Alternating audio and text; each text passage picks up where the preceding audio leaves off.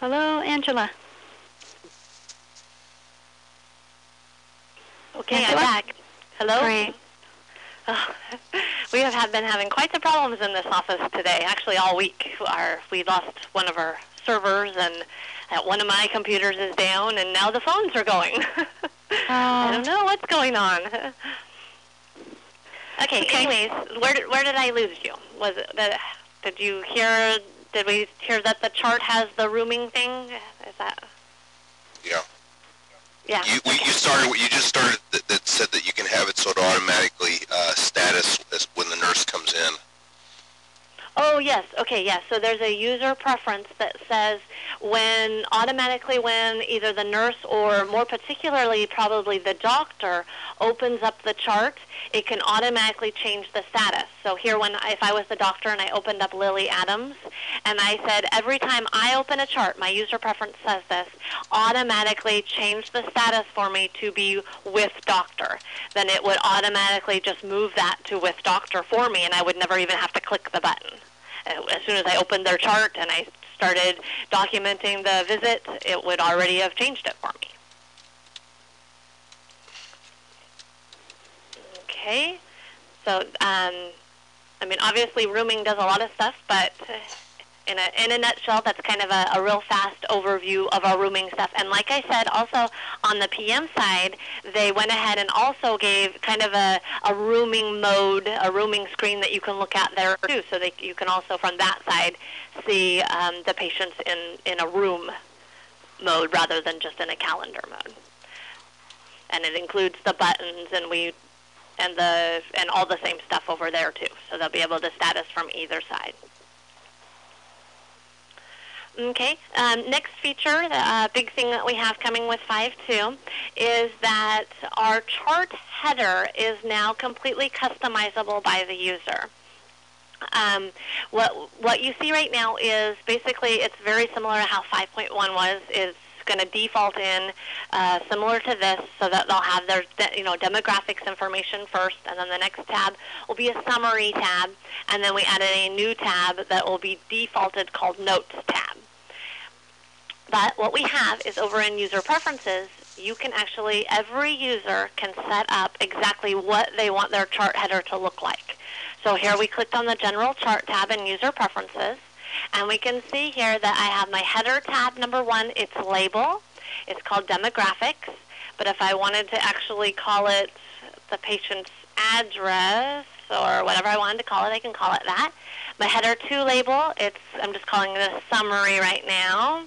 Maybe I want an explanation point. And then I called this my notes, and maybe I call it notes and miscellaneous or whatever. So the user can specify what the labels are and then also what's going to be on that page tab. So they have the choice of these panels they can pick from, and every page tab can have up to 5 things, as well as page tabs can repeat. So if on every single page tab you wanted to make sure you could see that RX summary, then you can have it on every single page tab. Let's move RX summary. If you decided you didn't want the demographic information here, instead you wanted the insurance summary first, and you really wanted to see those PM notes on your first page, and then you wanted to see the risk factors, and then you wanted to see their allergies, you can completely customize all 3 of the tabs.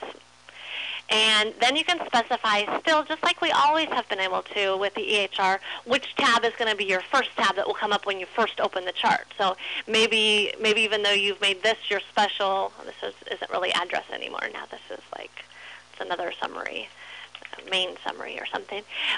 But you've made it that you really want your second tab to be the first one that will always come up. You can still have the second tab come up.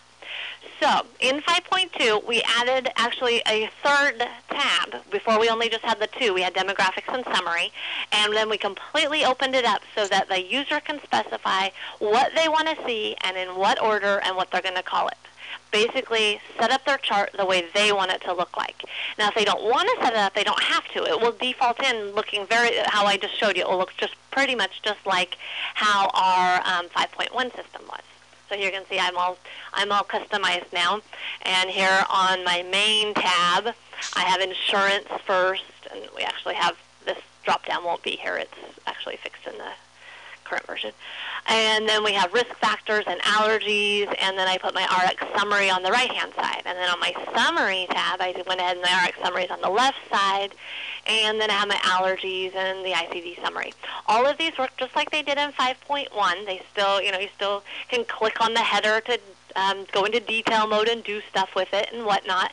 But now you can just customize how it looks and where it's going to go. Along with that, we added in 2 new sections that we didn't have before. One of those being the confidential note, which if I'm a user that has access to the confidential note, I will be able to type in this note, this dark gray area right here, just like miscellaneous info notes. It will have a save button for me, and I'll be able to type there. As well as it will always also come with a checkbox that says, doctor's eyes only. If I am a doctor, if I'm logged in as a user that is marked a doctor, and it isn't already locked down for another doctor, I can mark it that it's only just for me. So I can check the box, hit save, and now I will be the only user in the entire system that will be able to see that confidential note. The other section that got added new to 5.2 is the message history. Message history is simply just what it sounds like. We're going to be able to see a full list of all the messages that we have sent about this patient, about their items, and also very important for patient access, we can see the message we've sent to and from the patient. So here it defaults to just the last 30 days, but you can get up to the last couple of years of message history.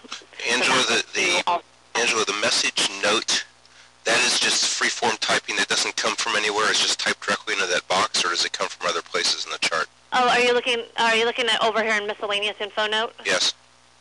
To the crazy data that's in that patient. Yeah, that's just free text. You can just type whatever you want right there. So it doesn't come from note templates or anything. It's all by itself. No. Yeah, this isn't the miscellaneous info note. Oh, I must have access. That other patient must have another doctor has locked down that note, because here we can see the confidential note. I am not a doctor. I'm logged in right now as a nurse. Yes, miscellaneous info note is just just a free text, and all of our previous versions have always had miscellaneous info note. It's always sat on the very left-hand pane of our summary of the medical summary tab. Oh, wrong keyboard. So here I can just type in whatever I want there. And same with confidential note. It's just free text. I can type anything I want, but only users that are in a role that are allowed to view the confidential note, which nurses are allowed to view the confidential note in my current login. And also, if I'm a doctor, that doctor's eyes only checkbox will be there, so it can lock down to only just one doctor as well. So it's a double feature there, as the practice can use it either way. And yes, both of these are just free text. Type anything you want.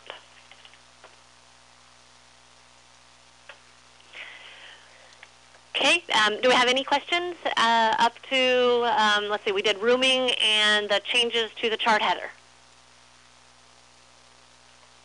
Nope. Okay. Also, in the chart, we changed our tabs here on the left-hand side. In 5.1, we brought in a new fixed tab. It was called the Review tab, and then we could go to Chart Review, and it would bring up our Health Watcher, our RX, our mini RX summary, our Order and Result summary, and our Plan summary. We got lots of feedback from clients that they liked this tab, but they wanted to be able to rename it to whatever purposes they were actually using it. It was confusing just to call it only Review. Now over in Global Settings, you can call it anything you want. As you can see here in my little login, I have it actually saying HWRX Lab Plan.